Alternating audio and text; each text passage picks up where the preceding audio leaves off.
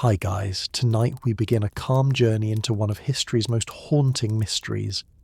This is the story of Jack the Ripper, the shadow who walked London's foggy alleys and left behind fear, questions, and endless speculation.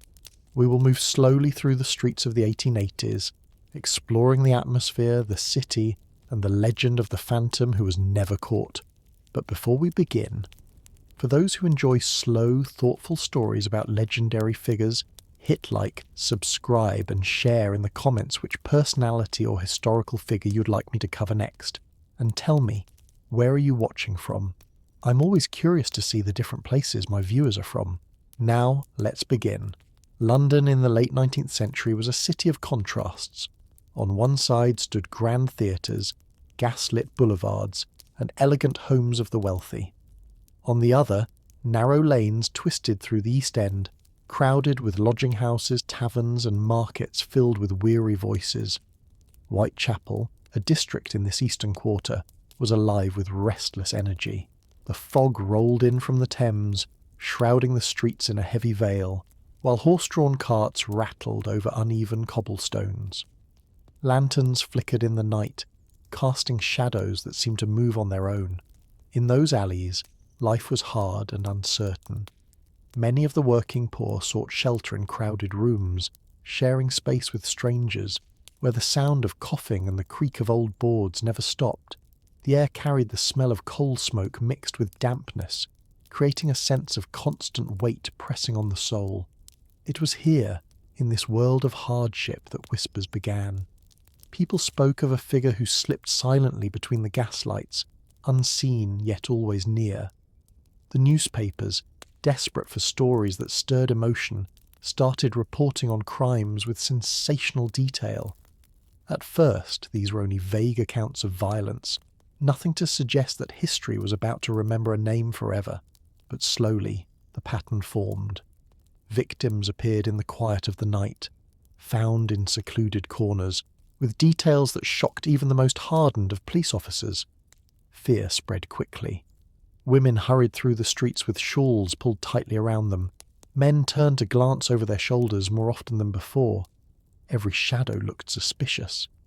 Yet what made the story endure was not only the crimes themselves, but the fact that the person behind them seemed to vanish into thin air. The idea of a phantom walking among ordinary people created a chilling fascination. Jack the Ripper, as he would come to be known, was less a man and more a presence, something that lived in the dark corners of imagination. Tonight, we will step into that world slowly. We will walk through the neighbourhoods, hear the sounds of the city at rest, and sense the atmosphere of unease. It will not be a tale of terror told loudly, but a soft voice guiding us through streets where history still lingers in the mist. And so our journey begins, not with answers, but with the quiet opening of a mystery that has never been closed. The East End of London in the 1880s was a place of heavy burdens and restless lives. Whitechapel in particular was known for its narrow streets, where houses leaned together as though trying to hold one another up. The cobblestones were worn and uneven, echoing the footsteps of thousands who hurried along each day. Street vendors called out in rough voices, selling bread, fruit, and scraps of fish, while children darted between carts, their laughter mixing with the clatter of wheels. But beneath the surface, a deeper tension grew. Poverty had tightened its grip on the people, and with it came despair. Work was uncertain. Many laboured long hours in sweatshops that smelled of oil and cloth, their backs bent and their lungs filled with dust. Others turned to the taverns where the air was thick with smoke, and the promise of forgetfulness lay at the bottom of a cheap drink. Women, many left with no means to survive, walked the streets at night, hoping to earn enough to pay for a bed in a lodging house, or at least a piece of bread. The nights carried their own rhythm. Gas lamps lined the main roads, but their light did not stretch far. Down the alleys, the darkness was complete, broken only by the pale glow of a candle in a window or the sudden flare of a match. The fog wrapped around everything, softening the edges of sight, turning the world into a shifting dream. In this dreamlike cityscape, fear found its home. As the first strange reports reached the newspapers, readers were caught between disbelief and unease. Who could move unseen in streets that seemed always alive with noise? Yet Whitechapel's overcrowded conditions gave cover to anyone who wished to disappear. A stranger could blend easily, stepping into the shadows without notice. The police patrolled, but their numbers were too few for the task. They moved with lanterns in hand, their boots heavy on the stones, but the night always seemed larger than their presence. Suspicion grew quickly. Every unknown man was watched. Rumours spread about travellers, foreigners, even local tradesmen, each name whispered in corners as a possible suspect, but no face, no identity, ever settled into certainty. The people gave the figure a name. At first it was spoken quietly, almost as though to say it too loudly might invite trouble. Jack, the Ripper. A name that carried both mockery and dread, as if the city itself was struggling to make sense of the shadow that haunted it. The legend grew faster than the facts. The printed word gave life to the phantom, and each headline made him more real. Londoners who had never set foot in Whitechapel began to feel the presence in their own imaginations. Even in well-lit neighbourhoods, where wealth stood in sharp contrast to poverty, people locked their doors a little earlier, listened to the night with sharper ears, and wondered what it meant that such evil could walk their city. In the quiet hours, when the fog was at its thickest and the lanterns flickered low, the figure of Jack the Ripper seemed less a person and more a shadow woven into the very fabric of the East End. It was here, in the silence between the footsteps and the breath of the city, that the phantom of London's dark streets took his place in history. Whitechapel was not simply a district of London. It was a maze of human lives pressed tightly together, bound by the struggle of survival. The lodging houses stood side by side, their doors opening onto stairways that creaked with each step. For a few coins one could secure a bed for the night, though it might be nothing more than a thin mattress on a wooden frame, shared in a room with strangers whose names were never asked. Privacy was rare, and silence even rarer. In these houses people came and went with heavy eyes, carrying their burdens in silence. The narrow alleys outside were filled with voices, laughter, and sometimes cries. Markets bustled during the day, yet as night fell the same streets grew tense. The flicker of a lantern revealed faces lined with exhaustion, while the fog erased everything beyond arm's reach. The people of Whitechapel were used to hardship, but the whispers of a shadow lurking among them added a new kind of weight. Women walking alone at night pulled their shawls close, their steps quickening as they passed corners where shadows gathered. Men stopped to glance behind them more than once, uneasy at how easily sound could vanish in the mist. The police, stretched thin across the city, tried to bring order. They patrolled with lanterns, their whistles ready at their lips, but the district was vast and their numbers few. The labyrinth of alleys gave cover to anyone wishing to escape notice. A figure could slip from one lane to another, and within moments be gone entirely. Newspapers began to describe the East End in vivid detail, painting it as a place of mystery and danger. Reporters, eager for stories that stirred emotion, filled their columns with words that made the city itself a character in the unfolding drama. Soon, Londoners from all walks of life read about the narrow lanes, the gaslight that failed to reach the corners, the restless crowds, and above all, the unknown presence that seemed to belong to those streets. Rumours spread quickly, reaching even the highest levels of society. The crimes were not confined to Whitechapel alone. They touched the imagination of all of London. The rich and the poor alike wondered how a figure could act so boldly yet remain unseen. The fear was not only of violence but of the unknown. For every theory there was another to contradict it. Some whispered that the figure was a doctor, skilled in his actions. Others said he was a sailor, disappearing to the docks after his work was done.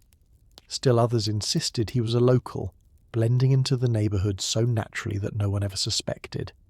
Each theory seemed possible, yet none could be proven.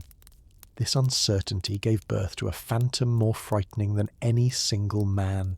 Jack the Ripper became less a name and more a presence, something larger than life, made of both fact and imagination. It was this blend that gave him his power. While the police sought evidence, the public fed the legend, and the legend in turn fed the fear. As the autumn nights grew colder, Whitechapel seemed to sink deeper into shadows. The fog lingered longer, the lanterns flickered weaker, and every echo seemed to carry a question. Who walks behind you? And how close are they willing to come? In that question, whispered to the dark, the phantom of London's streets lived on. The year 1888 is remembered most clearly in connection with Jack the Ripper, for it was during those months that Whitechapel seemed to exist in a state of constant unease. The district had long carried a reputation for poverty and hardship, but now it carried something darker. The first incidents reported were unsettling enough to capture the attention of the press, though at first they seemed like random acts of violence in a city accustomed to crime. But slowly, a pattern began to form, one that no one could ignore. The victims were women, each struggling with the harsh conditions of the East End. Many of them had no permanent home, moving from one lodging house to another depending on what little money they could earn. Their lives were fragile, shaped by circumstance, and their choices narrowed by poverty. They were part of the crowd that filled the streets at night, searching for shelter, food, or simply the means to make it through to the next day. In this environment, the mysterious figure moved almost invisibly. Whitechapel was noisy, filled with shouts, wheels clattering, and voices echoing from taverns. It was easy for someone to pass unnoticed, to vanish into the fog as though swallowed by the city itself. What made the report so disturbing was not only the violence, but the sense of control. Whoever Jack the Ripper was, he seemed to move with confidence, unhurried, as if he belonged to those streets as much as the stones underfoot. The newspapers began to play their role in shaping the legend. Each detail was printed with careful drama, and readers across London devoured the stories. The crimes no longer belonged only to Whitechapel. They belonged to the entire city. For every person who walked through the East End, there were dozens more in wealthier districts reading about it with a mixture of fear and fascination. The presence of the Ripper stretched far beyond the physical boundaries of the streets he haunted. Police officials found themselves under increasing pressure. The public demanded answers, yet the answers would not come. The labyrinth of alleys, the dense crowds, the anonymity of the district, all of it seemed to shield the phantom from discovery. Investigations were launched, but evidence slipped away like mist. Witnesses contradicted one another, and the figure remained invisible. Each night felt heavier than the last. Families gathered indoors earlier, and those who had no choice but to walk the streets moved quickly, avoiding eye contact with strangers. Every corner seemed alive with suspicion, and through it all, the legend of Jack the Ripper grew larger, taking on a life of its own. He was not simply a man who committed crimes, he was an idea, a symbol of the hidden dangers in a city that never truly slept. Even those far removed from Whitechapel felt his shadow. In theatres, whispers spread during intermissions. In drawing rooms, his name was mentioned with quiet curiosity. The city, for all its wealth and grandeur, could not escape the hold of a mystery that refused to be solved. In those weeks, London felt both vast and small. Vast, because the city sprawled endlessly, its neighbourhoods each with their own stories.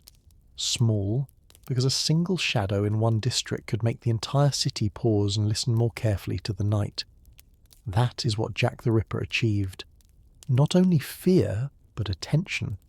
He became the phantom of London's dark streets, a figure who could not be touched, but who touched the imagination of everyone who heard his name. By the autumn of 1888, the East End had become a stage where fear walked side by side with routine. Whitechapel's residents tried to live as they always had, selling goods at the market, gathering in taverns, rushing to find beds before night closed in. But the shadow of something unseen pressed on every corner. Each day the newspapers printed more stories, and each night the fog seemed to deepen, as though the city itself understood the weight of what was unfolding. For the working poor, life had never been easy. Days began early with the sound of carts on cobblestones, and ended late in crowded lodging houses where tired men and women sought a few hours of rest. For many women, The streets offered their only means of survival, and it was in those same streets that danger now lurked. They were familiar with hardship, but this was different. It was not hunger or cold that threatened them most, but an invisible presence that seemed to choose the darkest moments to reveal itself. The police patrols became more visible, whistles hanging ready at their sides, lanterns swinging with each step. Yet their presence did little to ease the tension. The Ripper, whoever he was, never appeared where they searched. He seemed to know the city better than anyone, slipping between alleys, moving through fog, leaving nothing behind but whispers and unanswered questions. The frustration among the authorities grew, while the fascination among the public only deepened. People far from Whitechapel began to picture the streets as if they had walked them themselves. They imagined the flicker of gaslight, the silence broken by sudden footsteps, the way mist curled around corners. Each new article gave readers a sense of being part of the mystery, though from the safety of their homes. This strange mixture of distance and intimacy fueled the legend further.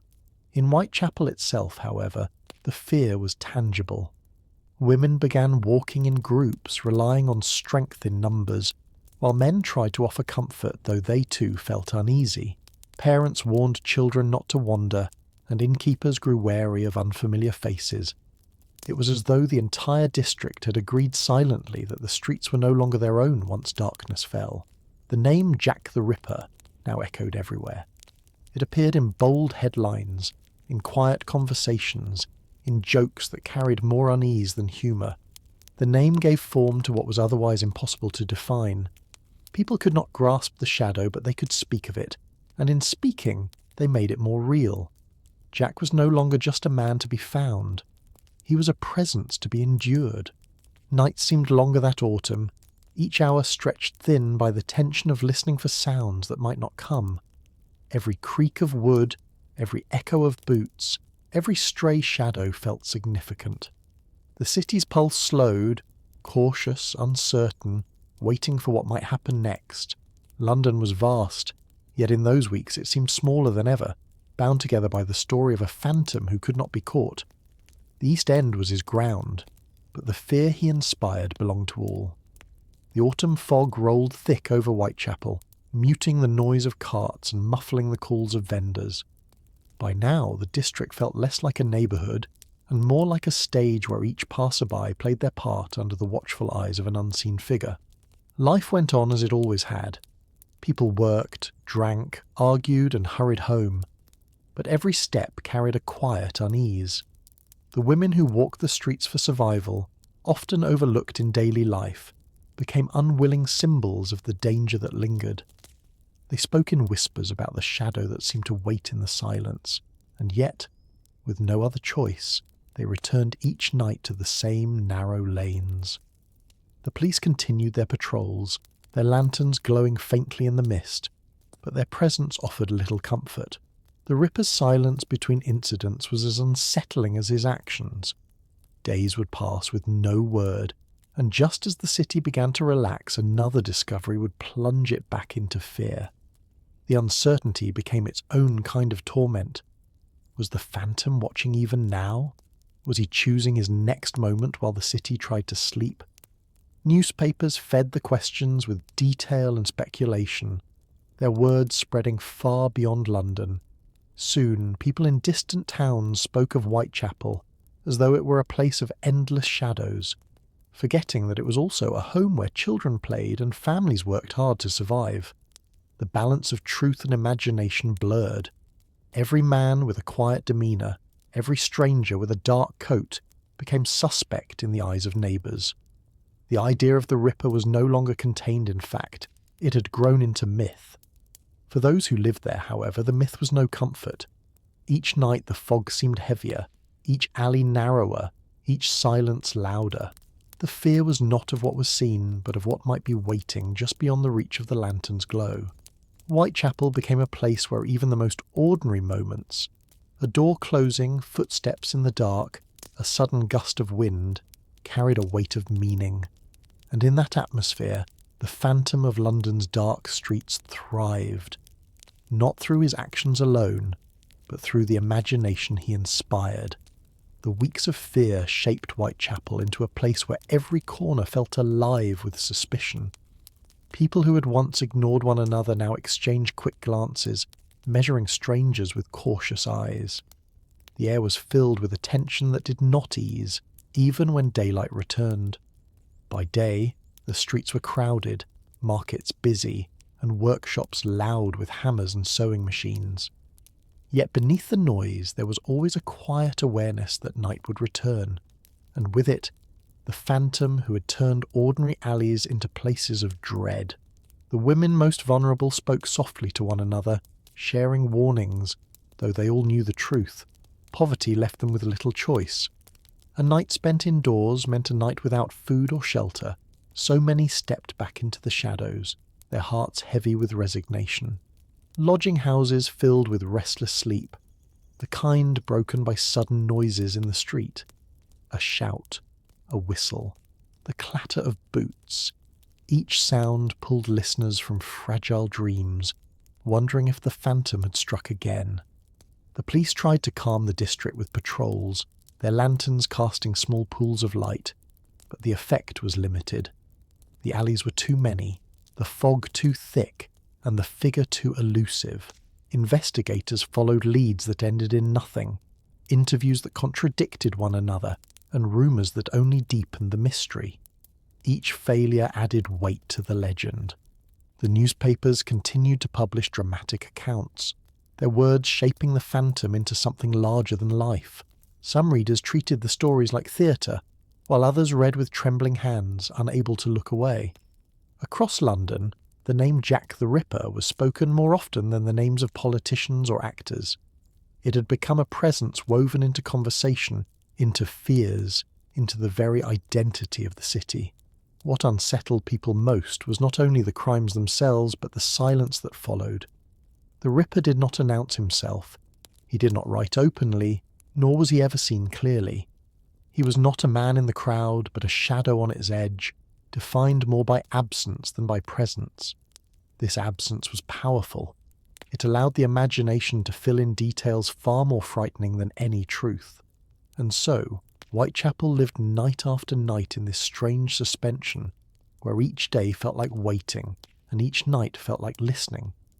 The phantom was nowhere, yet he was everywhere, shaping the way people walked, spoke, and even dreamed. The autumn winds grew sharper as October settled over London, and the fog that rolled in from the Thames seemed heavier than ever before. Whitechapel's streets, already narrow and shadowed, appeared swallowed by a grey haze that blurred the line between reality and imagination. Gas lamps flickered weakly, their light no match for the mist, leaving large stretches of road in near darkness. It was in these stretches, where silence held sway, that fear found its strongest grip. The people of Whitechapel tried to maintain their routines, but each step was now touched with caution. A woman walking alone kept glancing over her shoulder, a man hurrying home tightened his coat and lengthened his stride, and children once noisy in the lanes grew quieter, as if sensing the unease of their elders. The phantom had not struck for several days, yet his absence was not a relief. Instead, it stretched the tension tighter, like a string pulled to the point of breaking. The thought that he might choose any moment to return made the waiting unbearable. Lodging houses were filled with whispered conversations. Some spoke of leaving Whitechapel altogether, though few had the means to do so. Others argued that the Ripper must be someone from outside, a stranger passing through, though just as many believed he was hidden among them, a familiar face wearing the mask of ordinary life. Suspicion grew sharper with each passing night. The police, too, found themselves under growing strain. Their lanterns cast shifting shadows as they moved in groups, their eyes darting toward every alley. Yet no amount of vigilance seemed enough.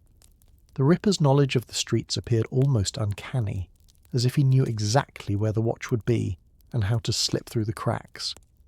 Reports from supposed witnesses gave little clarity. Descriptions varied wildly. Tall, short, dark-haired, fair, well-dressed, shabby. Each account only added confusion, and the figure became more ghost than man.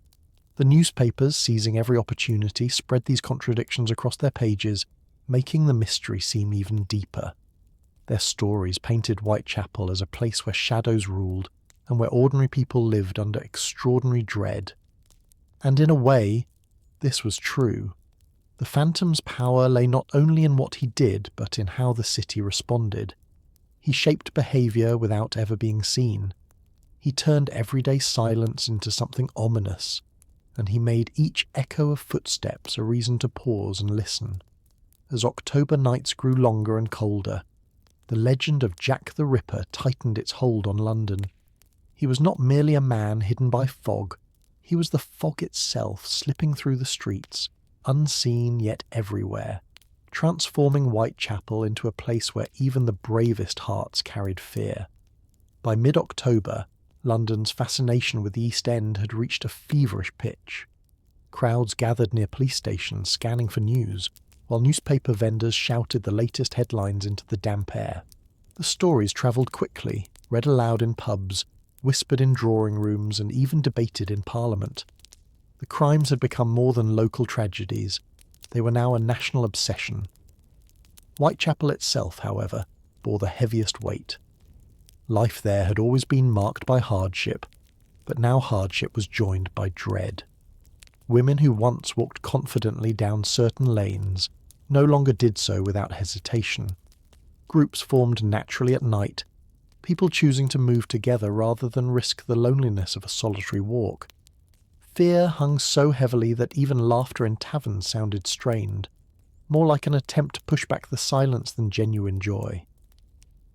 The police presence grew larger, but their visibility did little to calm the streets. Detectives were brought in from outside districts, their boots echoing in rhythm with local patrols. Horses clattered down Whitechapel Road as officers moved quickly from one lead to another, yet the Phantom remained untouched. Witnesses offered glimpses, someone seen talking to a woman, a figure in a long coat stepping into the mist, but nothing solid ever came from it. Each description contradicted the last, leaving investigators more frustrated and the public more convinced that Jack the Ripper was not an ordinary criminal. He seemed to exist outside the reach of ordinary justice. The letters that began to arrive at newspaper offices added a new layer to the legend. Signed in red ink and dripping with menace, they claimed to speak in the Ripper's own voice.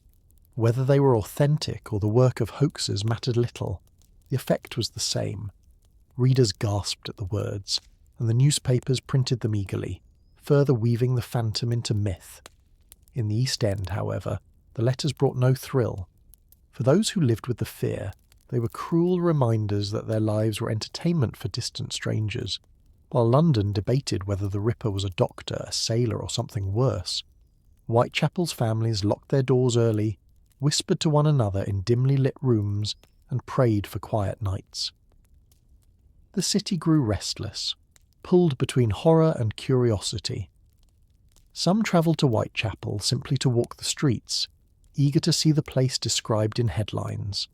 For locals, these visitors were an intrusion, strangers looking for spectacle in a community weighed down by real danger. Yet such visits only fed the image of Whitechapel as a haunted quarter, a place where fog and fear intertwined. By now, Jack the Ripper was no longer just a threat to bodies. He was a presence that lived in the imagination, shaping how people thought and how they dreamed. His legend was becoming larger than any single man could be. The letters marked a turning point in how London saw the Phantom. Until then, Jack the Ripper had been only a shadow glimpsed through fog, a figure defined by silence and absence. But the words written in red ink, published for all to see, gave him a voice, mocking, cruel, and strangely intimate. Readers across the city felt as though the Phantom himself had stepped into their homes, leaving behind not only fear but also a fascination that bordered on obsession. Each letter was analysed, repeated, and argued over. Some believed they were the work of pranksters, designed to stir chaos. Others were certain they were authentic, convinced that the Ripper was taunting the police and laughing at the city's helplessness. Regardless of the truth, the effect was powerful. The phantom now had not just a name but a personality, a voice that seemed to echo from the shadows of Whitechapel. For the people who lived there, this was no myth but a daily burden. Every day the markets opened, the workshops filled with weary labourers, and children ran through the lanes. But always there was the question of what the night might bring. Lodging house keepers grew stricter, locking doors earlier, while neighbours exchanged wary glances with anyone they did not know well. The police, embarrassed by their lack of progress, threw themselves into the investigation with renewed intensity. Detectives questioned dozens of suspects, chasing rumours that led from pubs to docks to the very heart of the district. Yet for every step they took, the Ripper seemed one step further away. It was as though he moved with the fog itself, disappearing whenever light drew near. What unsettled London most was the pattern of waiting. Days or weeks might pass without incident, and people would begin to hope that perhaps the nightmare was over. But then, without warning, the phantom would strike again, reminding everyone that he was still present. These sudden returns kept the fear alive, stronger than before, for now they knew that silence did not mean safety. The newspapers thrived on this rhythm, filling their columns with speculation. Some painted the Ripper as a madman, others as a calculated predator. Illustrations appeared, showing shadowy figures looming over gaslit alleys, their forms exaggerated by imagination. Such images spread faster than facts, shaping how the public saw the phantom more than any witness testimony ever could. And in this, the legend grew. Jack the Ripper became not just a man of Whitechapel, but a symbol of something larger. The idea that danger could walk among ordinary people unseen, choosing its moment in silence. London had faced crime before, but never crime wrapped so deeply in mystery. The Ripper was not only feared, he was studied, spoken of, and even, in a strange way, admired for the ease with which he eluded capture. As autumn deepened, the city found itself caught between horror and fascination, unable to look away from the phantom who ruled the dark streets. The deeper autumn grew, the more Whitechapel seemed to exist in two worlds. By day, the bustle of life carried on almost normally. Markets rang with the voices of sellers, carts rattled down Commercial Street, and children's shouts echoed between the walls of narrow courts. But by night, the district changed into a place of constant unease. Gas lamps threw their weak light across damp cobblestones, and fog crept silently through the alleys, turning every familiar corner into a stage for shadows. People no longer lingered outside after dark. The taverns still filled with those seeking drink and comfort, but even there conversations turned back to the same subject. No matter the attempt at distraction, the phantom's name always returned. Jack the Ripper was not simply a threat. He had become part of every story told, every glance exchanged, every decision to walk faster on the way home. Women gathered in groups, hoping that numbers might keep danger at bay. Men offered to walk companions back to lodging houses, though even they admitted they felt no safer. It was the mystery itself that unsettled them most. Ordinary criminals left traces, stolen goods, broken locks, witnesses who saw too much. The Ripper left nothing but silence and fear. Each attack seemed to appear from nowhere, and each escape seemed as effortless as mist fading into air. The police felt the weight of failure pressing harder each day. Detectives from Scotland Yard walked the streets alongside local officers, their notebooks filling with descriptions that contradicted one another. A tall man, a short man, a shabby figure, a well-dressed gentleman. Every possibility was spoken, and none could be confirmed. Their frustration became the city's frustration. People demanded answers, but the answers would not come.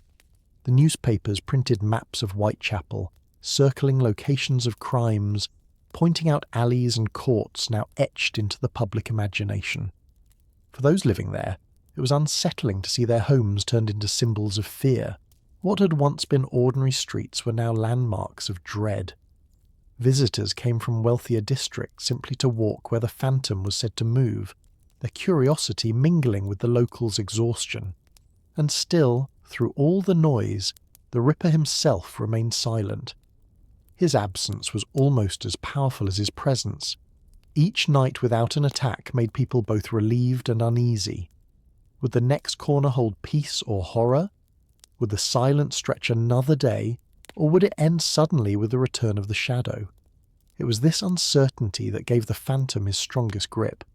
He ruled not with constant action, but with the ability to make an entire city hold its breath. In this way, Jack the Ripper became more than a criminal. He became a symbol of the unknown, a reminder that even in the heart of a great city, darkness could move unseen, and no one could be certain when it might step forward again. As the nights of 1888 pressed on, Whitechapel became a district where silence itself carried weight. The usual noises of the city, carts clattering, vendors calling, boots striking cobblestones, faded quickly once darkness fell. Families shut their doors earlier, innkeepers checked the faces of their guests more carefully, and women crossed streets rather than pass too near a stranger. The phantom's presence could not be seen, yet it shaped the rhythm of life in countless small ways. What unsettled people most was the unpredictability. The Ripper seemed to follow no pattern of time. Days might pass without word, then suddenly a crime would shatter the fragile calm. Each new report confirmed what many already feared. He struck when he chose, and nothing could prevent him. This freedom gave him a sense of power greater than the police, greater even than the city itself. Newspapers leaned into this mystery, filling their pages with speculation. They published letters, maps, and sketches, inviting readers to feel as though they too were part of the search. For many outside Whitechapel, it was a story to consume with morning tea. But for those who lived inside the district, it was a constant shadow. Every printed word reminded them that their fear had become entertainment for strangers. In pubs, conversations circled endlessly. Was the Ripper a doctor, skilled in his actions? A sailor, vanishing to the docks when his work was done? A local man, blending so seamlessly that no one ever suspected him? Theories grew faster than answers, each one adding to the legend. Police officers, though weary, tried to project confidence. Their lanterns shone in shifting arcs as they moved in pairs, whistles at the ready. Yet the alleys seemed always to close around them, too many in number, too tangled to guard fully. Each officer knew that a single wrong turn might hide the phantom once more. The fear was contagious. Children overheard their parents whispering and repeated the stories in hushed voices, not fully understanding but feeling the weight of dread.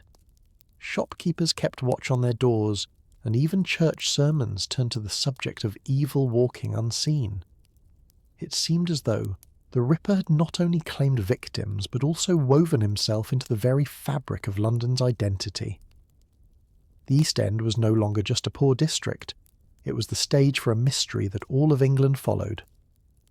As autumn deepened, the fog grew colder, the nights longer, and the city quieter.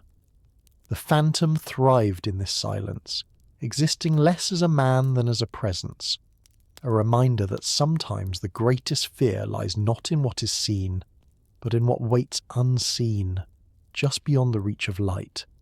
By late October, the legend of the phantom had taken hold of London so firmly that even those who had never set foot in Whitechapel spoke of its streets as though they knew them well.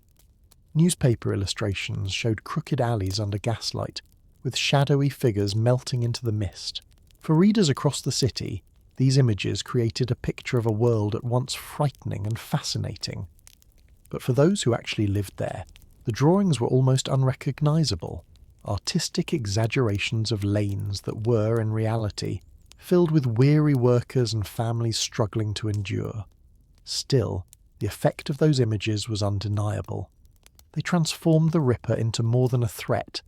They made him a symbol of London's hidden darkness. The police faced relentless pressure. Every commissioner's statement was printed in bold type. Every rumour of an arrest spread quickly, only to collapse into disappointment. The lack of progress was humiliating for a force charged with protecting a capital city. Detectives questioned hundreds, walked miles of streets, and checked endless lodging houses. Yet the phantom remained untouchable, slipping through the cracks with unnerving ease. Each failure deepened the public's fascination, for mystery always draws stronger attention than certainty. Theories multiplied. Some believed the killer must be a man of education, perhaps a doctor or butcher familiar with anatomy. Others insisted he was a sailor, his crimes coinciding with the arrival of certain ships at dock. Still others suspected a local tradesman who blended into the crowd so seamlessly that he was invisible. Every new possibility made the mystery seem deeper, and in that depth, the Ripper's legend thrived. For the people of Whitechapel, however, these theories brought no comfort. Each rumour meant another neighbour eyed with suspicion, another stranger avoided in the street. The community, already bound by hardship, found itself pulled apart by mistrust. Lodging houses that once offered simple shelter now carried a feeling of unease, as though danger might be lying just beyond a shared wall. Even the city's wealthier districts were not immune to fear. In drawing rooms lit by chandeliers, conversations turned again and again to the phantom in the East End. What unsettled the rich was not the thought that they themselves might be in danger, but the realization that the capital of the empire, the great city of London, could be so helpless before a single figure who moved unseen.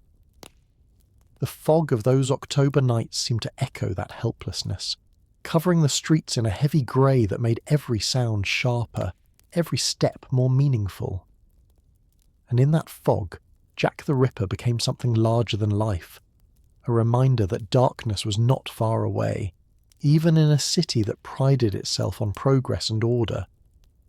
The phantom's true power lay not only in his actions, but in the silence that followed them, forcing a city of millions to listen, wait, and wonder when the next shadow might move. The last days of October brought with them colder winds, and the streets of Whitechapel seemed even more unforgiving beneath their grey skies.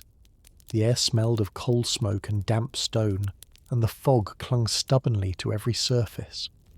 By now, the phantom's presence had seeped into every routine of daily life. Women who had once joked with one another in the markets now moved with hushed voices, their eyes darting to the edges of alleys. Men who once strode confidently now walked with shoulders tense, listening to echoes that might be nothing more than their own steps. The phantom's silence was louder than any sound. People wondered not only who he was, but when he would appear again. The uncertainty gnawed at the nerves of a district already weary from poverty and overcrowding. Even the lodging houses, usually filled with laughter, arguments, and the noise of shared living, now carried a heavier stillness. Doors shut earlier, conversations were brief, and sleep came only in uneasy fragments. The police increased their patrols, lanterns swinging across cobblestones, their boots echoing through the night. Yet their presence seemed more symbolic than effective. The alleys were too many, and the fog too thick. Each corner felt like a blind spot, each shadow a possible hiding place. The detectives at Scotland Yard struggled under the weight of expectation. Files grew thicker with statements and testimonies, yet the facts slipped through like water through fingers. For every supposed witness who claimed to have seen something, there was another who offered an entirely different account. A tall figure, a short figure, a man in shabby clothes, a man well dressed. Every description overlapped and contradicted, until the phantom seemed to be anyone and no one all at once. The newspapers thrived on this confusion. Their stories carried dramatic headlines, accompanied by sketches that showed shadowy figures in long coats, their hats pulled low, looming in alleys lit by faint gaslight. These images, though based on speculation, became etched in the public imagination. Londoners far from Whitechapel could now picture the phantom clearly, even if those living closest to him could not. The contrast was striking. For the wealthy, the story was a subject of fascination, something to discuss at dinners or read about by the fire. For the poor, It was lived reality, a daily shadow that shaped each decision. This divide only deepened the sense that the Ripper was more than a man. He was a mirror reflecting London's contrasts, its wealth and its poverty, its safety and its danger, its light and its dark. As October turned to November, the sense of dread grew sharper. The nights lengthened, the fog thickened, and the people of Whitechapel braced themselves. The phantom was silent, but silence itself had become his most powerful weapon. The city waited, knowing the stillness would not last forever, and when it broke, it would leave its mark yet again. November settled over London with a chill that seemed to seep into the very stones of Whitechapel. The evenings grew darker sooner, the fog heavier, and the lamps along the main roads flickered with weak halos of light. It was a season when the poor felt the weight of their hardships more keenly. Coal was expensive, food scarce, and the damp air crept through thin walls and worn coats. Yet that year, the cold was not the only burden. The silence of the phantom hung even heavier than the weather, pressing on every moment of daily life. For a time, there were no fresh reports. The streets remained tense but quiet, and some dared to hope that perhaps the terror had passed. Perhaps the Ripper had left London, or been caught without fanfare, his name hidden from the public. But most knew better. His silence had never meant safety before, it meant waiting. The uncertainty gnawed at everyone, and each day without an answer only made the tension sharper. The police continued their investigations, combing through testimonies and revisiting suspects. Detectives paced the streets, talking to lodging house owners, tavern keepers, and vendors. Yet every lead seemed to circle back into fog, offering no clear path forward. Officers felt the sting of the public's disappointment, their presence on the streets often greeted with suspicion rather than gratitude.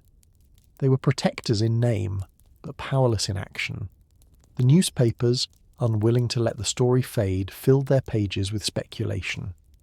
Articles debated whether the Ripper was a man of wealth or of poverty, whether he was foreign or local, whether he acted from madness or cold calculation. Each theory painted a different picture, and together they created a phantom so changeable that he could be anyone, anywhere. Sketches continued to appear, their dark outlines shaping how the city imagined him, even if none truly reflected reality. In wealthier districts, people spoke of the Ripper with a kind of distant fascination, as though discussing a Gothic tale. In Whitechapel, there was no such distance. Women still walked in pairs, doors were locked earlier, and every sound in the night seemed louder. The fear was lived, not imagined. It turned the ordinary into the unsettling. The rustle of cloth in the wind, the creak of a cart, the sudden hush of voices. Even children grew quieter, sensing the weight carried by their parents. As November nights stretched longer, Whitechapel learned to live in this tension. It was a strange existence, balanced between dread and routine. People still worked, still ate, still sought small comforts. But beneath every action was the knowledge that the phantom had not gone. He was part of the streets now, woven into the fog and the silence, waiting for the moment when he would step forward again. The first weeks of November carried a strange rhythm for Whitechapel. Each morning began with cautious relief that the night had passed quietly, yet each evening closed with the same nervous anticipation. The phantom had not vanished, and everyone knew it. His silence felt more deliberate than accidental, as though he were watching, waiting, and choosing his moment. This thought gave even the bravest residents a shiver. In taverns, men spoke of him in lowered voices, their mugs of ale untouched for long stretches as they traded theories. Some swore the Ripper was a surgeon, others argued he was a sailor, while still others believed he was a local man whom no one suspected. Theories spread faster than the fog itself, each one adding another layer to the mystery. And in that endless guessing, the phantom's legend deepened. The police, pressured on every side, pushed forward with investigations that felt increasingly futile. They searched lodging houses, questioned strangers, and compared stories, but the pieces never fit together. Too many details contradicted, too many witnesses disagreed. Some said the man was tall, others short. Some saw him in a dark coat, others in something lighter. Each description blurred into another until the figure seemed to have no shape at all. Detectives at Scotland Yard filled pages with notes but found no answers. Their frustration was echoed by the public, who demanded progress but received only silence. Newspapers continued to fan the flames, publishing sketches and dramatic accounts that turned the Ripper into something more than human. He was described as a ghost, a demon, even a curse upon London. These words, though sensational, captured how people truly felt, that they were facing not merely a man but an idea. Whitechapel itself wore this idea like a shroud. The market still opened, workshops still rang with hammers, and children still darted between carts, but everything felt quieter, slower, heavier. Women clutched their shawls tighter. Men hurried their steps. Even laughter, when it came, was brief and strained. The Ripper's silence had become part of the district's identity, shaping every moment of its life. What made this period so unnerving was that the Phantom no longer needed to act to hold power. His presence alone, imagined yet undeniable, ruled the nights. He had turned absence into strength, forcing a city of millions to live as though he might appear at any moment. In this way, Jack the Ripper became more than a name in the papers. He became a reminder that safety could be an illusion, that even in the heart of the Empire darkness could move freely and unseen. And in that reminder, the people of London listened to the silence with pounding hearts, waiting for it to break. The second half of November deepened the sense that Whitechapel was living under a spell. The weather grew colder, dampness settled in the walls of houses, and the fog clung stubbornly to the streets, as if it too had decided not to leave. It was in this setting that the Phantom's shadow felt strongest, not because of any fresh act, but because of the waiting. Silence had become the most chilling weapon. People carried on with their lives, yet everything seemed touched by unease. Market sellers called out in softer tones, and tavern songs lacked their usual cheer. At night, women still walked the streets out of necessity, but they kept close to one another, darting glances into alleys where the gaslight could not reach. Every passerby was measured, every unfamiliar face noted. The Ripper might be anyone, and that thought was heavier than the fog itself. The police, desperate to prove progress, tried new strategies. More patrols were ordered, more men stationed at corners, but the Phantom never appeared where they waited. Their lanterns swung in the mist, their boots echoed on the cobblestones, yet the streets remained empty of the figure they hunted. The officers themselves grew weary, their confidence shaken by the endless chase that led nowhere. Newspapers fed this sense of futility. They reported on each failure, printing stories that criticised the authorities and hinted at incompetence. At the same time, their columns built the Ripper into something greater than a criminal. He was described as clever, elusive, perhaps even unstoppable. The more the paper speculated, the larger his legend grew, until the man himself seemed secondary to the myth surrounding him. Among ordinary people, suspicion flourished. Some believed the Ripper was hiding among the very crowd that searched for him. Others thought he must be someone with knowledge of the police patrols, slipping away with uncanny precision.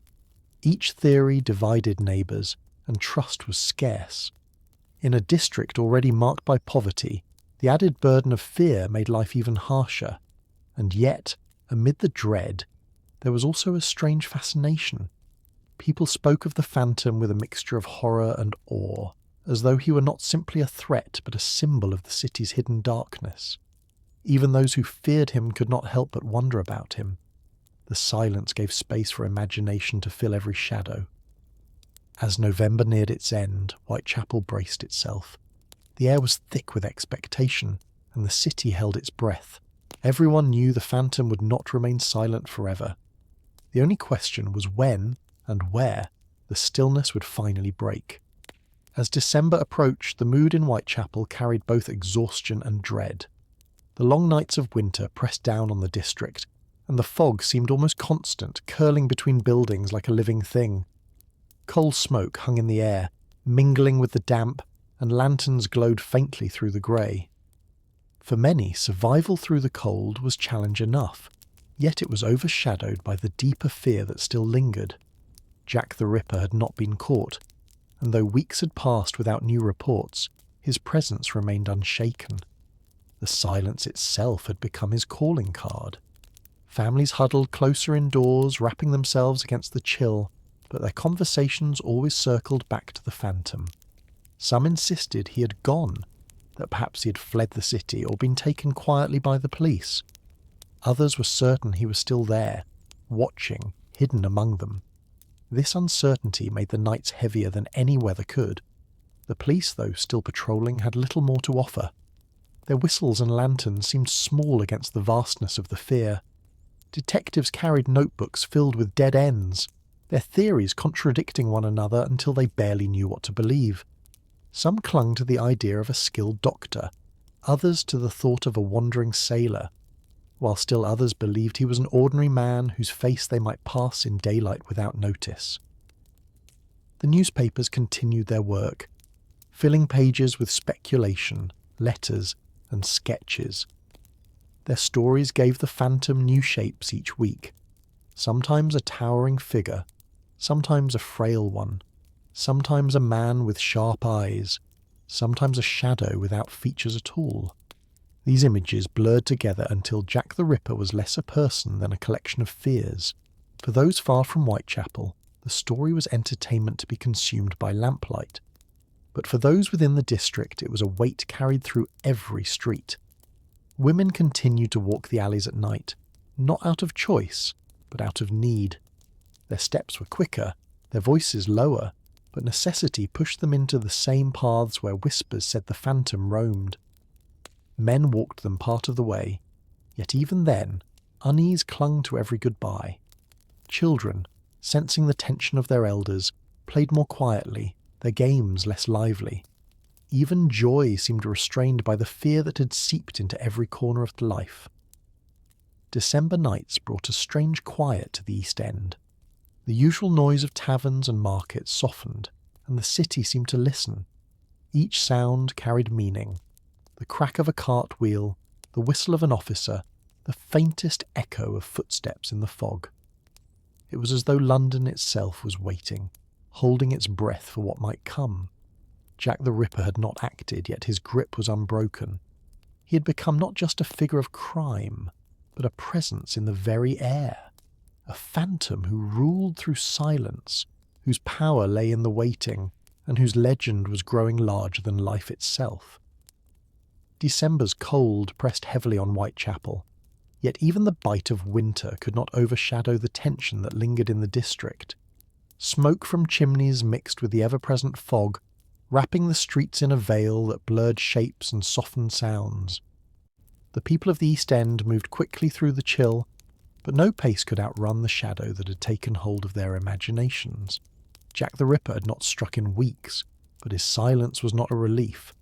Instead, it felt like the pause before thunder, the waiting between flashes of lightning. It was in this stillness that the phantom's power seemed greatest. Markets continued, though voices were subdued, taverns filled with men seeking warmth, yet even there conversation circled endlessly back to the same subject. Was the Ripper gone? Or was he watching, hidden in the crowd? Each theory offered comfort for a moment, then dissolved into unease. For the women who still walked the streets at night, survival left no other choice. Their footsteps echoed more cautiously, their eyes scanning the mist. Each corner felt like a question, each shadow a possibility. The Ripper's presence, whether real or imagined, walked with them. Police patrols tried to show strength, lanterns swinging through the fog, whistles ready at hand. But no matter how many officers filled the alleys, the figure remained invisible. Detectives searched records, revisited witnesses, and whispered about new suspects, yet the trail grew colder with each passing week. Their frustration became the public's frustration, and anger simmered at the thought that London's greatest police force could not unmask one man. The newspapers refused to let the story fade. Columns filled with speculation and fear, feeding the Phantom's legend. Letters continued to arrive at their offices, some written in dramatic scrawls, others neat and precise, all claiming to be the Ripper's own words. Whether genuine or false, they kept the city's imagination burning. Each headline reminded London that the Phantom was not forgotten. Beyond Whitechapel, curiosity grew. Visitors came to walk its streets, eager to glimpse the alleys where the shadow was said to roam. To locals, these outsiders felt like intruders, treating their fear as spectacle. Yet such visits only deepened the idea of Whitechapel as a place unlike any other, haunted not by ghosts of the past, but by a phantom of the present. The most chilling truth was that the Ripper no longer needed to act. His silence carried more weight than violence. He had woven himself into London's identity, into its nights, its newspapers, its whispered prayers. As the year drew to a close, Whitechapel braced against cold winds and colder fears. The people knew that time itself would not end the mystery. The Phantom had already ensured his place in history, not by being seen, but by being unseen, a figure who ruled the city's imagination more completely than any presence ever could. As the final weeks of 1888 unfolded, London found itself caught in a strange balance between routine and unease. The calendar moved toward the year's end, yet the shadow that had haunted Whitechapel did not fade. Jack the Ripper had not struck again, but his absence was felt as keenly as his presence. The people of the East End carried on with their daily labours, women at the markets, men in workshops, children running between narrow courts, but always beneath the surface lay the awareness that the Phantom remained unresolved. The streets of Whitechapel bore the signs of winter. Frost glittered on cobblestones in the morning light, and smoke from countless chimneys hung low in the air. At night the fog thickened, and the gas lamps glowed faintly, halos of yellow lost in the grey. It was in these conditions that fear grew sharper, for the silence of the Ripper seemed woven into the season itself. Conversations turned again and again to the same questions. Had he left London? Had he been quietly caught, his identity hidden from the public? Or was he still there, blending into the crowd, waiting for a moment to return? Each theory brought a fleeting sense of certainty, only to dissolve back into doubt. The police continued their work, though progress was thin. Files were reviewed, suspects questioned, patrols strengthened. But no figure stepped forward from the mist. No single face fit the legend that had grown so large. The frustration of the authorities mirrored the frustration of the people, who longed for answers but received only silence. The newspapers, unwilling to let the story die, kept the Phantom alive in print. Columns speculated endlessly, while editors published letters that claimed to be the Ripper's own words. Sketches accompanied the reports, showing a tall shadow in a long coat, a hat pulled low, always walking away into fog. These images were repeated until they became part of the city's imagination. For many readers, Jack the Ripper was no longer a man at all, but a shape, a suggestion, an idea. Whitechapel itself was changed by this idea. It was no longer simply a district of hardship and labour. It had become a stage for one of history's greatest mysteries. Visitors came to see its alleys, its markets, its courts, drawn not by its life, but by its legend. To the residents, this attention felt like a burden, for their struggles were real, not stories for distant readers. Yet even they could not deny that their home had been transformed in the eyes of the world. As 1888 drew to its close, the Ripper had already achieved what few criminals ever could. Without being caught, without being named, he had secured a place in history. His silence was more powerful than action, and his shadow stretched further than any street of Whitechapel. The year would end, but the Phantom's hold on London was only beginning. The turning of the year from 1888 to 1889 did not bring relief to London. The celebrations of the season were quieter in Whitechapel, where families gathered in dimly lit rooms, holding on to one another against both cold and fear. The Ripper had not been seen for weeks, yet his silence had become a kind of presence of its own. People spoke of him less loudly now, but always with the same unease, as though his name itself might summon him from the fog.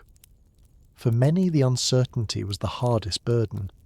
If he had vanished, where had he gone? If he remained, what was he waiting for? This constant questioning made the nights longer and the days heavier. The police tried to project confidence. Officers continued to patrol, their lanterns cutting small circles in the mist, their whistles carried at the ready. Detectives revisited old suspects and examined earlier statements, hoping that a missed detail might suddenly shine with clarity. But the phantom left no footprints to follow. His mystery was his greatest weapon. The newspapers, eager to keep the public's attention, broadened their stories. They wrote not only of the crimes but of Whitechapel itself, describing its alleys and lodging houses with dramatic flair. For readers far from the East End, these reports created a world of endless fog and danger, a stage on which Jack the Ripper ruled unseen. In reality, Whitechapel was a place of labour and hardship, filled with ordinary lives trying to continue under extraordinary shadows. The divide between imagination and truth grew wider with each headline. Residents felt this difference keenly. Visitors from wealthier districts arrived to walk the same streets they had read about, treating the neighbourhood as a curiosity. To the people who lived there, this was painful. Their suffering had been transformed into a spectacle, their fear into entertainment. Yet even this attention fed into the legend, making the phantom larger in the eyes of the world. As the weeks of the new year passed, the silence remained. Some began to hope that perhaps the Ripper truly had gone, that his chapter was finished. Others believed he had simply changed shape, perhaps moved elsewhere, perhaps living quietly under a name no one suspected. The uncertainty was never lifted. Jack the Ripper had done more than commit crimes. He had altered the rhythm of life itself. He had forced a city to live with doubt, to see shadows differently, to feel silence more deeply. And in this, he had secured his place not only in the memory of Whitechapel, but in the history of London. The phantom had stepped from the alleys into legend, and legends do not fade as quickly as seasons. The early months of 1889 passed with a quiet that felt both fragile and uneasy. Whitechapel, though still poor and crowded, tried to reclaim some sense of normal life. Markets grew lively again with the shouts of sellers, and taverns filled with laughter that sounded more genuine than before. Yet beneath this surface the memory of the phantom lingered. People spoke of him less often, but his shadow was never far from thought. The women who walked the streets at night still clutched their shawls tightly, and men still paused to glance over their shoulders in the fog. The phantom's silence had not erased his presence. It had only hidden it in the folds of imagination. The police, weary but determined, continued their investigations even as the months passed. Files thick with reports were reviewed again, but no single piece of evidence ever came forward to reveal the truth. The frustration of Scotland Yard grew, though outwardly they claimed confidence. Officers knew, however, that the trail had grown cold. Leads had faded into the fog, and witnesses had long since blurred their memories. Each passing week made the task of discovery seem less possible. Yet the newspapers did not allow the story to die. They revisited the events in long articles, reminding readers of every detail. Their words kept the legend alive, and even when they had no new facts, they filled columns with speculation. Some wrote of foreign suspects, others of doctors who had disappeared, still others of secret societies. These theories gave the phantom new shapes, turning him into whatever the imagination required. For readers far from London, Jack the Ripper was not simply a man. He was a mystery to be solved, a puzzle that drew endless attention. For Whitechapel, he was something different. He was a wound that had not healed, a reminder of fear that had never fully left. The district carried on, but its reputation was changed forever. Visitors still came to walk its alleys, guided by curiosity more than compassion. Locals watched them with mixed feelings, knowing their neighbourhood was seen through the lens of terror rather than truth. The phantom had transformed Whitechapel into a symbol. What made this so powerful was that his story was unfinished. Without an identity, without an arrest, the Ripper remained open to every possibility. He could be anyone, anywhere, even now. That uncertainty gave him a life beyond the streets where he had once walked. As winter turned towards spring, London itself seemed to settle, but the legend of the phantom did not fade. He had already stepped beyond time, beyond place. He had become a story that would be told again and again, not because of certainty, but because of mystery. And in that mystery, Jack the Ripper continued to walk, unseen but never forgotten. Spring of 1889 crept into London, softening the edges of the long winter, yet Whitechapel did not forget. The streets grew livelier as the days lengthened, children once again playing in the courts and vendors calling more boldly in the markets. But beneath the energy of the season lay a silence that no song of sparrows could erase. The phantom still lived in the minds of the people, even if he had not been seen for months. His shadow was etched into every corner of the district, like a stain that weather could not wash away. For the women who worked the streets, survival remained the same weary struggle. They laughed more easily now, joked in groups as they had before, yet when night fell and fog drifted in, their steps quickened all the same. Each darkened alley carried the weight of memory. They did not need to speak the name, it was understood. The Ripper had left a mark that silence alone could not remove. The police continued their efforts, though with little hope of success. Officers patrolled out of duty more than expectation, their lanterns swinging in arcs across cobblestones that had seen too much. Detectives reviewed old notes, but the words felt stale, the witnesses long uncertain, their recollections blurred by time. Some at Scotland Yard began to accept what the public already suspected. The phantom might never be caught. The newspapers, unwilling to let the story fade, revisited it in anniversaries and retrospectives. They reprinted maps of Whitechapel, circled the sites of past crimes, and speculated about suspects with renewed confidence that never lasted long. For readers, these articles kept the legend alive, ensuring that Jack the Ripper was never far from thought. Even those who had never set foot in London knew his name, whispered as a synonym for mystery and fear. For the residents of Whitechapel, this attention was both curse and reminder. Their district, once just another corner of the East End, was now forever tied to the phantom. Strangers walked their streets, drawn not by its life but by its legend, pointing to alleys as though they were relics of some grim monument. The locals carried on, but they knew their home had been transformed into something larger than itself. The greatest power of the phantom lay not in his acts alone, but in their incompletion. Had he been caught, his story might have ended. Instead, it remained open, and in that openness the imagination of the world found room to grow. Jack the Ripper had become more than a man. He was a symbol of the unknown, a figure whose shadow stretched across time. And so, Whitechapel lived its spring days beneath both sunlight and shadow, carrying the strange burden of being ordinary streets forever remembered for extraordinary fear. As spring turned towards summer in 1889, Whitechapel began to feel the warmth of longer days, yet the heaviness of the past year still clung to its alleys. The phantom silence had stretched for months, but silence was not the same as absence. People still walked cautiously after dark, their ears tuned to every sound. The shadow of Jack the Ripper was no longer measured by events, but by memory, a presence woven into the fabric of the district. For those who lived in Whitechapel, life had to continue. Women carried baskets through markets, men hauled goods at the docks, children shouted as they played with sticks and hoops in narrow courts. Yet even in ordinary moments, reminders of fear lingered.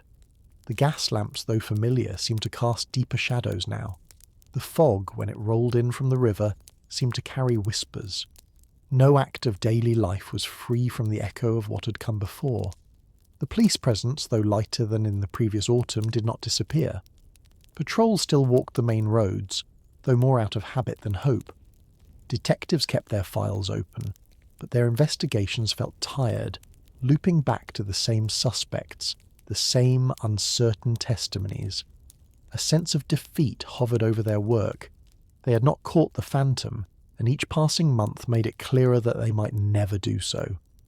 The newspapers, unwilling to let the story rest, returned to it whenever interest threatened to fade. Special editions revisited the chronology of events, reprinted letters, and reignited old theories. Some writers insisted the Ripper was a foreigner who had long since left England.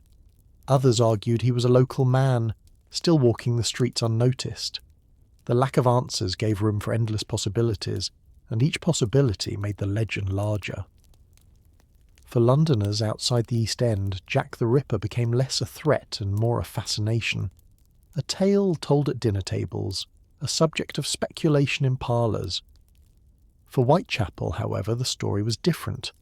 There the phantom was not entertainment, but a scar, a reminder of fear that had touched every household. Visitors continued to arrive, curious to see the alleys described in newspapers. Locals watched them with quiet resentment, knowing their struggles were being turned into spectacle. Yet even this attention made clear how deeply the phantom story had sunk into the identity of the city. By the summer of 1889, it was no longer just about what had happened. It was about what remained unknown. The mystery itself had become the heart of the legend. Jack the Ripper was not simply a figure of the past year. He was a question that still had no answer. And in that unanswered question, his presence lived on, haunting not only the streets of Whitechapel, but the imagination of everyone who whispered his name. By the height of summer in 1889, the East End seemed outwardly alive again. The markets thrummed with noise, the pubs rang with voices, and children ran barefoot across cobblestones warmed by the sun. To a visitor, Whitechapel might have looked almost ordinary, its daily struggles hidden beneath the bustle of a working-class district. Yet for those who had lived through the terror of the previous year, the phantom was never far away. His silence had stretched into many months, but it was an uneasy silence, one that felt more like waiting than resolution. Every so often, a rumour stirred fresh fear. A scream in the night, a figure seen vanishing into fog, a woman's hurried footsteps. It took little to remind the people of Whitechapel that the Ripper's shadow was still part of their lives. Mothers warned daughters more sharply, and men paused longer at alleyways before stepping through. The memory of those weeks in 1888 was too sharp to fade, too deep to dismiss. The police presence had thinned, but not disappeared. Patrols still passed along Whitechapel Road, though their numbers were smaller, their steps less urgent. Detectives revisited old files, occasionally announcing that a new suspect had come under suspicion, but each announcement soon fell into silence again as facts proved elusive. The phantom had left no trail, and no amount of effort could create one. Among officers, frustration turned into resignation. They began to understand what the people already knew, that Jack the Ripper had succeeded not only in escaping capture, but in becoming untouchable. The newspapers, determined to keep his name alive, turned increasingly to speculation. Articles painted him as a foreign traveller, a disgraced doctor, a tradesman hiding in plain sight. Illustrators filled columns with images of shadowed figures beneath street lamps, coats billowing in the fog. These pictures, though imagined, became the way much of the public saw him. For those outside Whitechapel, the Ripper was now more story than threat. For those inside it, he remained a scar on daily life. The district could not walk away from its past. Every alley still carried whispers, every shadow felt heavier than before. Even in summer sunlight there was the sense that darkness had left its mark. Whitechapel's reputation was no longer only about poverty and struggle. It was forever tied to the phantom who had walked its streets unseen. As the year moved forward, the Ripper's silence seemed less like an ending and more like a transformation. He no longer belonged only to the alleys where he had once moved. He belonged to history, to legend. to the restless imagination of a city that could not let him go. And in that imagination, he lived on, silent, unseen, but never absent. As the year 1889 continued, Whitechapel adjusted to life beneath the lingering shadow of the phantom. People carried on with their trades, tailors hunched over cloth in cramped workshops, dock workers hauling loads through the damp air, children darting between carts and stalls. But the memory of Jack the Ripper remained etched into the district's identity. He no longer needed to act to be present. His silence had become his legacy, shaping how others saw the East End and how its people saw themselves. For the poor residents, this was both a burden and a strange kind of bond. They had lived through the fear together, and though suspicion had once divided them, over time the shared memory tied them closer. Women still looked out for one another, walking together in groups even when no crime had occurred for months. Men exchanged quiet glances with strangers, still wary but also protective. The streets themselves seemed to carry the weight of what had happened. Every gas lamp, every stretch of fog, every narrow alley held echoes of those nights in 1888. Visitors from outside London continued to come, drawn by curiosity. They walked through Whitechapel as if through a theatre set, pointing to courts and corners described in newspapers, whispering about the phantom who had vanished into legend. Locals watched with mixed feelings. On one hand, they resented the way their pain had become spectacle. On the other, they recognised that the Ripper's story had lifted their district into the imagination of the world. Whitechapel was no longer just another poor quarter of London. It was now a place of myth, forever tied to mystery. The police had little new to offer. Investigation still lingered, but with no progress, their work felt like repetition. Reports were written, suspects reviewed, rumours considered, but nothing changed. The phantom had escaped not only capture, but also conclusion. This failure became part of his power. Newspapers marked anniversaries of the crimes with long essays, reflecting on the terror of the year before. They described the streets in detail, painted the fog in dramatic strokes, and speculated on identities that would never be proven. These stories ensured that the Ripper remained alive in print, if not in reality. For the people of London, Jack the Ripper was no longer only a figure of crime. He was a reminder of the limits of order, the fragility of safety, and the power of mystery. The East End bore the scars most deeply, but the entire city carried his name. By the close of 1889, Whitechapel had learned to live with the silence. Life moved forward, yet always with the knowledge that its streets had been touched by something unforgettable. The phantom had not returned, but he had never truly left. He remained in the fog, in the whispers, in the uneasy pause of footsteps after dark, an unseen presence that had crossed from reality into legend. By the time 1890 dawned, London had changed in ways that went beyond Whitechapel's narrow streets. The empire's capital was growing ever larger, railways stretching outward, new buildings rising across the skyline. Yet no amount of progress erased the mark left by the phantom. Jack the Ripper had not struck in over a year, but his presence remained woven into the city's identity. His silence had become permanent, yet silence itself was haunting. The people of Whitechapel carried on as they always had. Crowded markets, noisy taverns, long days of labour, but the memory lingered like a shadow in the fog. What had once been daily fear was now something subtler. A story whispered to newcomers, a lesson told to children, a memory passed quietly among neighbours. The women who still walked the streets at night did so with the same weary determination, though now their danger was spoken of in a different way. They were no longer just figures of hardship. They had become part of a history written in headlines across the world. Each step they took seemed to carry echoes of those who had walked before them in the mist. The police had long since accepted that the Ripper would never be caught. Files gathered dust, reports yellowed with age, but the legend did not fade. Each anniversary brought renewed attention as newspapers revisited the old stories.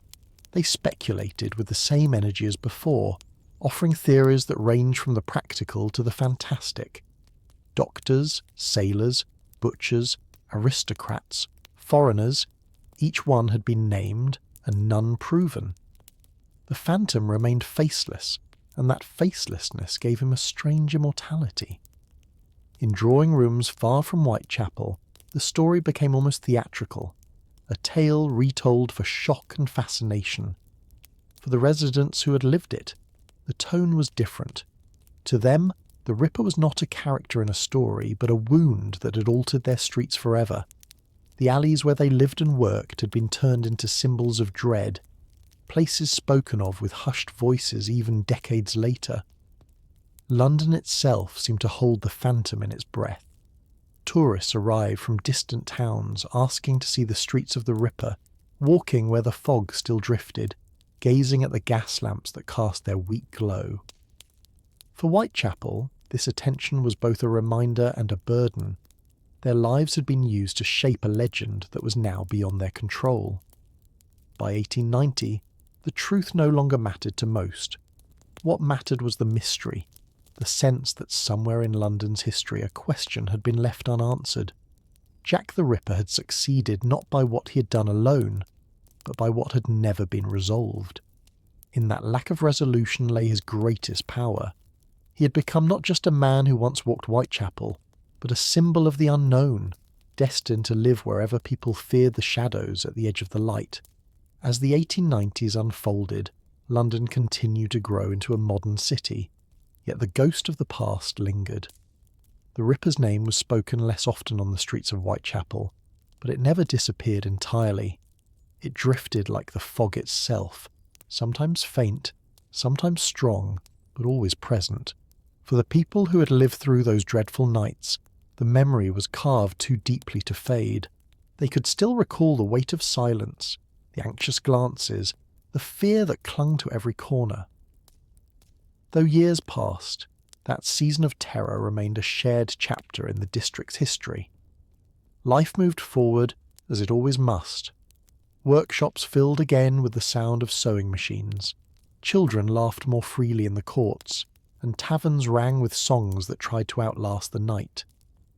Yet when darkness returned, especially on foggy evenings, many still felt the old unease. A sudden noise in the alley, a footstep that echoed too close, a shadow moving just beyond the lamp's glow. These small things were enough to stir the memory of the phantom. The police no longer hunted him with urgency. Their files remained open, but their focus shifted to other crimes, other needs of a sprawling city.